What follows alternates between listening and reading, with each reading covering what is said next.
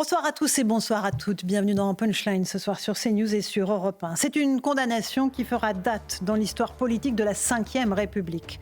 31 mars 2025, Marine Le Pen, ultra favorite dans tous les sondages d'intention de vote, a été brutalement écartée de la course à la présidentielle. Les juges du tribunal judiciaire de Paris l'ont condamnée à 4 ans de prison, dont 2 fermes aménagées sous forme de bracelet électronique. Mais surtout, à une peine d'inéligibilité de 5 ans avec application immédiate, ce qui sonne momentanément le glas de la carrière de la triple candidate du Rassemblement national, alors qu'elle n'avait jamais semblé aussi près du but.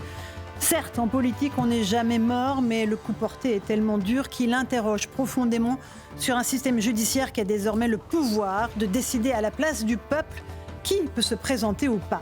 La gravité des faits reprochés à Marine Le Pen dans l'affaire des emplois fictifs du Parlement européen n'est pas à balayer d'un revers de la main, mais la lourdeur de la sanction ressemble à un coup d'État judiciaire grandement aidé par le pouvoir socialiste de François Hollande, qui à l'époque, en 2016, avait fait voter la loi Sapin 2 après la bérésina de l'affaire Cahuzac. Cette loi qui a permis le scénario d'aujourd'hui a été écrite main dans la main avec la gauche et les juges.